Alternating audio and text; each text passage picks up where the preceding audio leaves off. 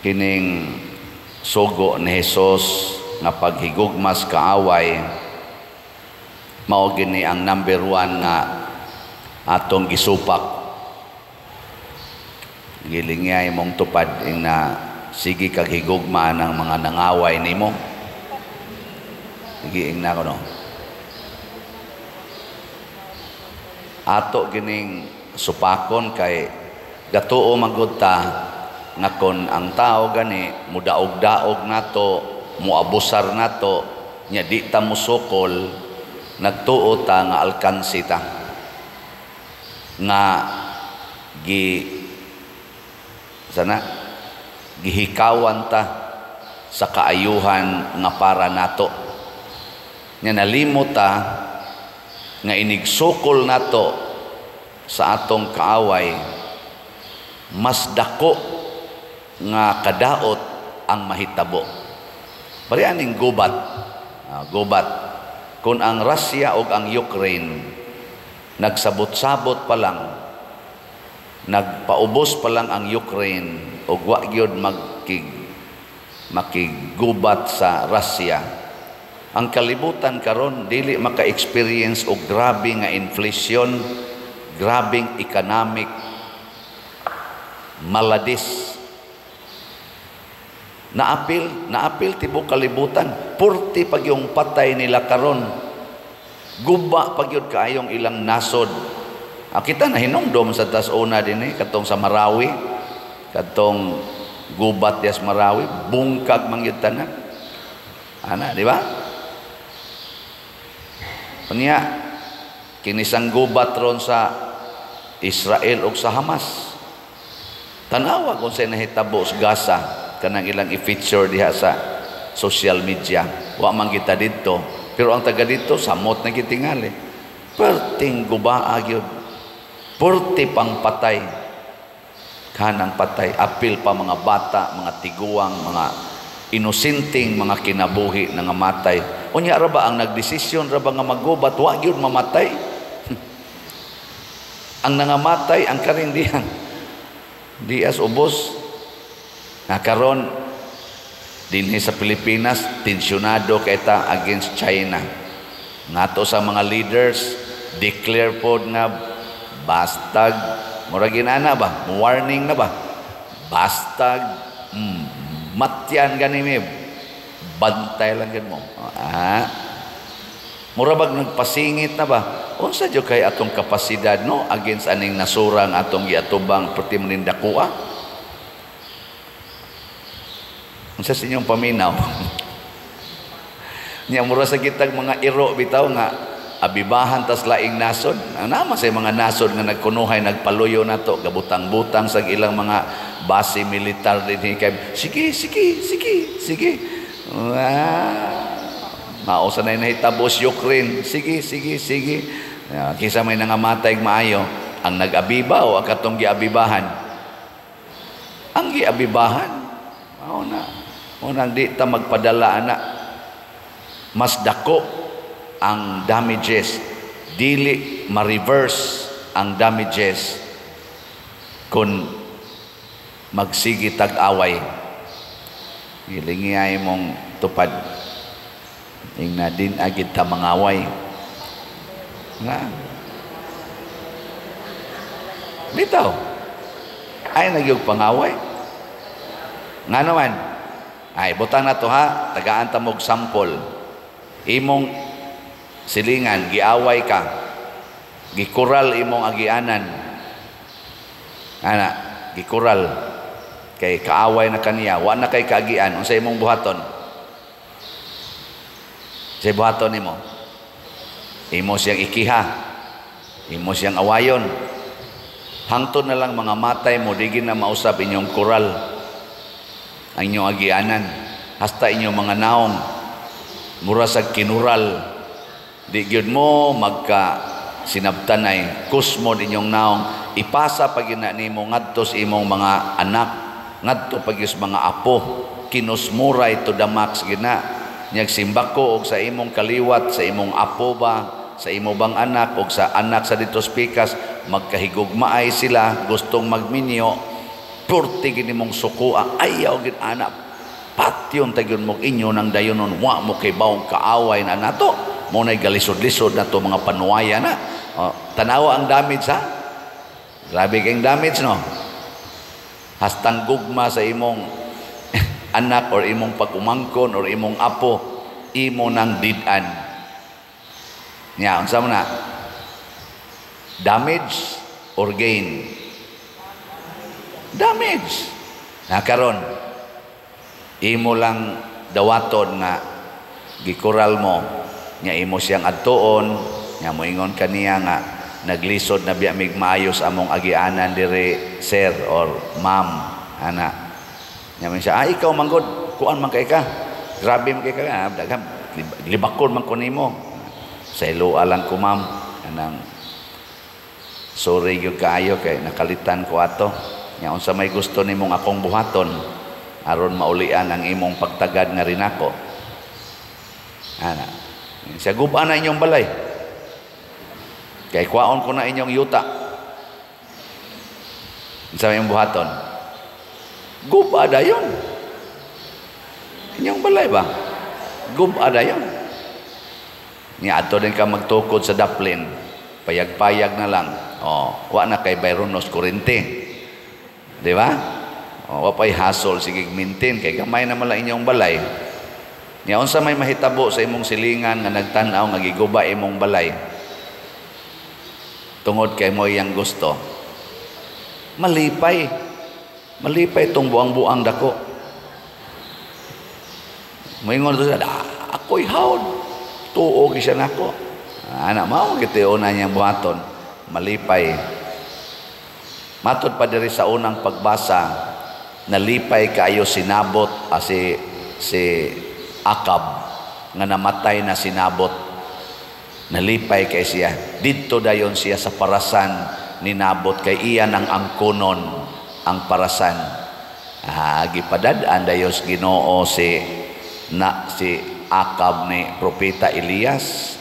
Ingon pas Akab, nasakpan na gyud ko nimo, kaaway ko. Ingon dayon si Elias, nasakpan ka kay nagbuhat man kag dautan. Unsa may meaning ana? Unsa may meaning nga ang Ginoo di ay mulaban gyud sa mga dinaog-daog. Kitang nagpadaog-daog og nahigugmas nagdaog-daog nato, maliwat tas Ginoo og mahimot ang anak sa Ginoo matod pa diri sa atong ebanghelyo, matod pang Kristo, mahimo mong anak sa inyong langitnong amahan.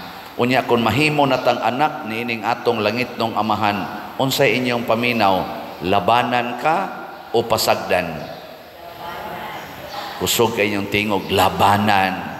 Unya buangon kang anak, hastang imong amahan imo nang kontrahon. Unya gikulata kas imong silingan, nya sige sa kag kontras imong amahan ug inahan. Unsa may isultis imong amahan ug inahan? Mirisi. Ni resulta na ang imong pagkabadlungon. Di ba? Unsa man? Di pa ka mutagam? Anaon din kas ginikanan. Una pa tumualiman nimo. Mahirasan nang makatilaw ng panuwayng dako Portisad kasalbahis ng anaka, amo resulta maging ang iyang binuhatan, gipulan nami ug inatiman ana niya. Mao man na reaksyon. Pero buutan kayo ang anak, sunod gyud unsay gisultis amahan ug inahan, ay sus duphana sa inahan ug amahan. Unya kun ang Ginoo nga mao'y lapgamhanan sa tanan, ang Ginoo nga bisan ang yawa muluhod sa iyang atubangan, mao na gani mudupa nato, mao nay manalipod nato.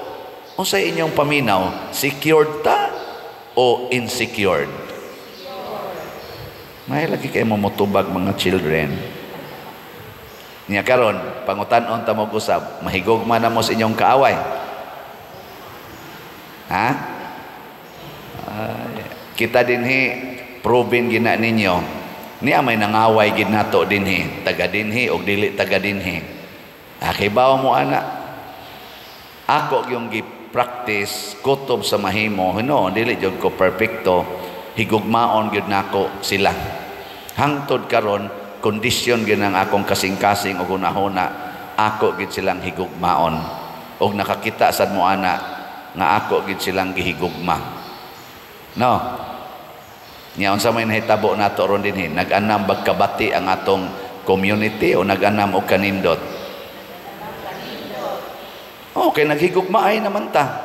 Nya ubay-ubay sa dato mga ni kuan ako ni hatag na kog dautan nga mga pagtagad karon love naman nato, love na sa tanila.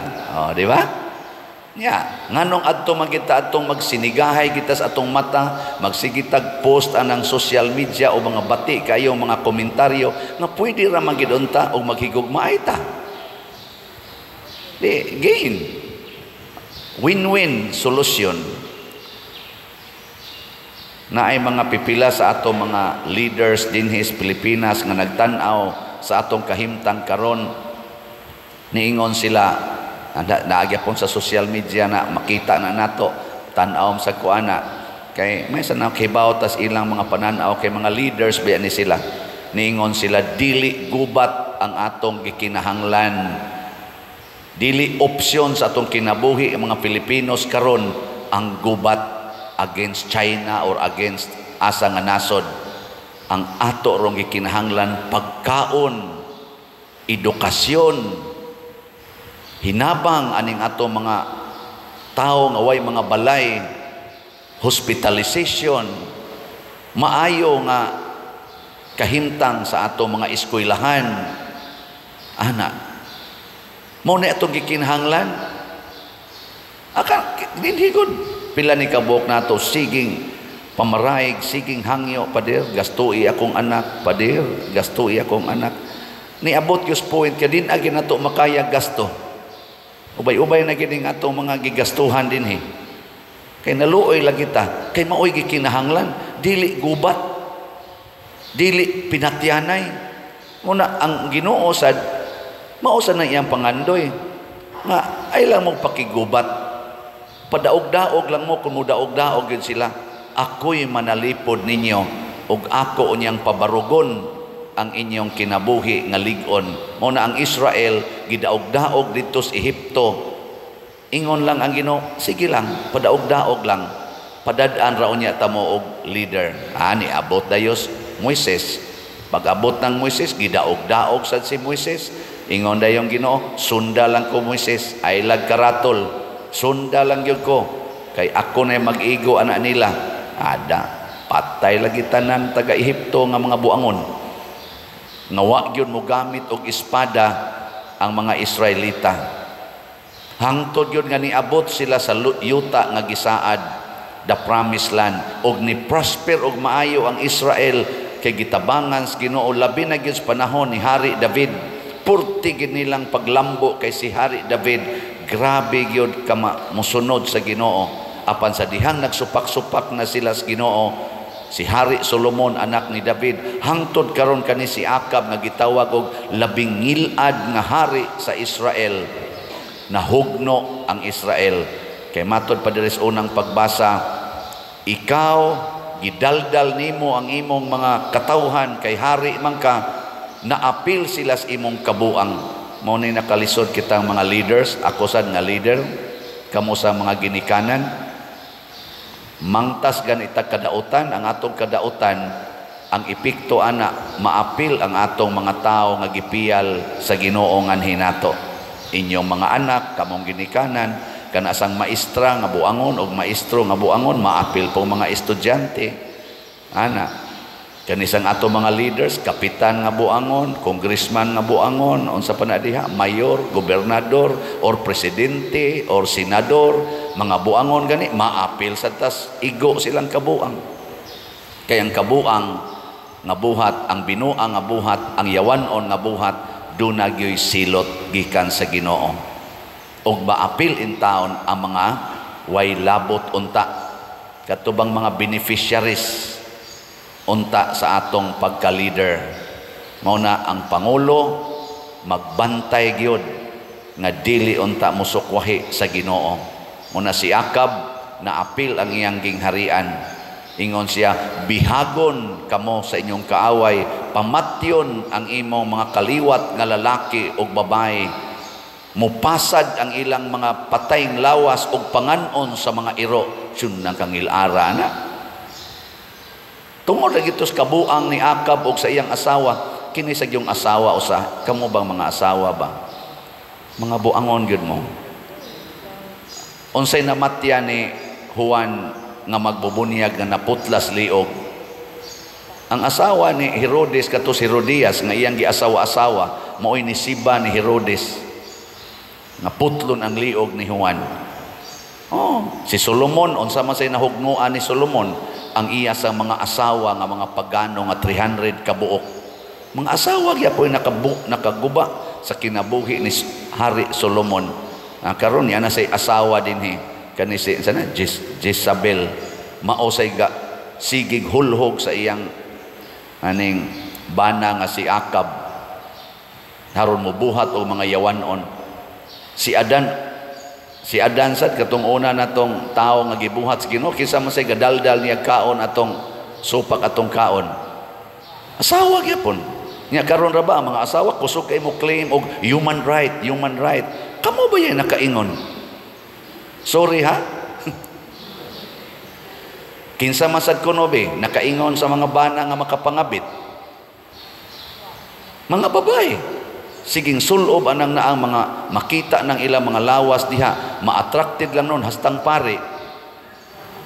Onya, inig-rape na, inig-pangabit na, dayon mo suko-suko kamo mga asawa. Ikaw, animal ka, nangabit ka. Nasuko mo anang naa dihang maglakaw-lakaw nga magtupis ra, ana sa stage.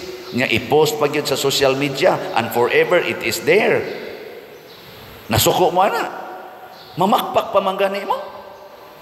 Unya, nagtuo dahil mo kami, di mi sayunan lang yun mo. Nya kami inyong basol-basolon. Nya di mo masukuan ang inyong mga isig kababae.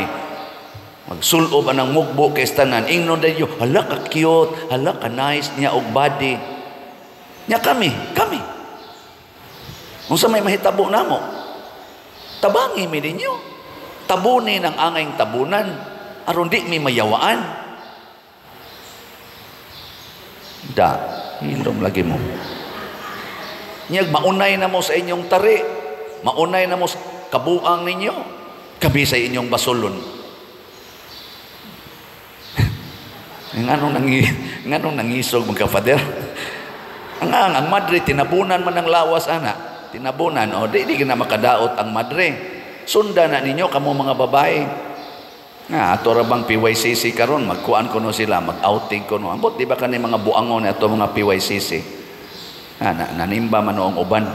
Kani mo ni Diyos noon tingali, ang wa mo simba, iwan on to uban. Mag-outing kuno sila kay pader kapoy kay mistanan sa imo mga sugo niya natuman man to namo, outing me. Yes, okay kayo. Unsa pag inyong Panginoon, sige hatag. Nga ko rin yung gipangayo, ayaw in taon mo pagyawa-yawa, mga inday o mga dodong. Basig magyawa-yawa rasan mo. Siging tanaw ng ilang mga lawas, ipakita yung maayo kay maudyo kuno nay nindot. Hinumdomin ninyo, unsay impact nahauyon ba na sa sugo sa Ginoo nga kamo mga babae, ipakita na ng inyong mga private parts diha in public and in social media. Mao ba na sugo sa Ginoo? Ha? Tubag? Nya. Nganong inyong manang gibuhat? Nya, proud pa kay mustanan na bisag mga lawat dinhi. Pakita-kita gid anang kanal-kanal dinhi. Unsa man gilabot sa pare nga inyong pakitaon anang kanal? Nagtuo mo di sad may anak mo umusubay. Ayaw di magtinabangay ta, maghigugmaay ta. Yes, kaaway na nato ang sala, labi na ng lust, adultery. Atong tabangan og patay kana siya in social media and in our real angkas-angkas anang motor nga mag-igwad pagyud niya hapit wa nay tabon diring sampot. Sa mga inyong tumong nya mag-jacket kay init. Unya, way tabon ang legs. Sa mga inyong tarong pa na inyong utok. Mag-jacket kay tugnaw kay moadto ngadto stops ngadto kan tipla mag-jacket pero diri Di ka mo panuhoton, ana, nga mas dagko man ang lungag diris ubos kaysa diris babaw. Adi day dagko ang lungag sa ubos kaysa babaw. Anya, ana man na mo suod ang hangin. Kusog pagyog kang dagas motor. Nya, nagbikangkang pagyog ka diha. Perting panuhota. Tungod na sayawan ong hunahuna, higugmaa ang imong kaaway. Ang sala atong kaaway, unsaon man nato, kung higugmao nato ang makasasala, dumta nato ang sala, kay tinuod ng kaaway. Di ta magpinatyanay isig ka makasasala, magtinambagay ta, magsinultihanay ta, magdinawatay ta, aron mabuntog ning tinuod nga kaaway nga maong sala. Muna ingos Kristo, love your enemies. Actually, ang meaning ana, love sinners, hate sins. Ang sala mao ang yawa, ang makasasala anak sa Dios, image and likeness of God. Nganong imo mang patyon ang anak sa Dios, haron lang yun, mabuhi ang sala, mabuhi ang yawa, pildi na ta. Muna, hate sins, love sinners. Munang gitambagan ta mo mga babae, kay ako maapil sa kus inyong sala, anang inyong pasigig pasiksi-siksi diha, maapil ko kay buangon sa kong pagkatao usahay. Ana, nga inyo pa jud kong tagaan ana, inig pangadji nato, igtanaw nato, magbasa-basa tag mga Diyos noon nga mga kuan, mukalit lag pop up nga moingon sa ko, nindot sa nida. Igsunod nawa na ko spasing dito na ko kasi tanong kay sunod-sunod man sige sus animal gyud kayo musta na no. O na magtinabangay ta diha ha nya labaw tanan, maginampuay ta nga kining atong nasod nga Pilipinhon, diin 80% more or less ang atong solid nga mga Kristiyanos nagsunod ni Kristo mo practice unta tas atong pagkaanak sa Dios, dili sa pagkaanak sa yawa nga siging away, siging pangurakot, siging kinawatay, siging inilaray, hunungo na unta na nato. Pero maghigugmaay ta, magtinabangay ta.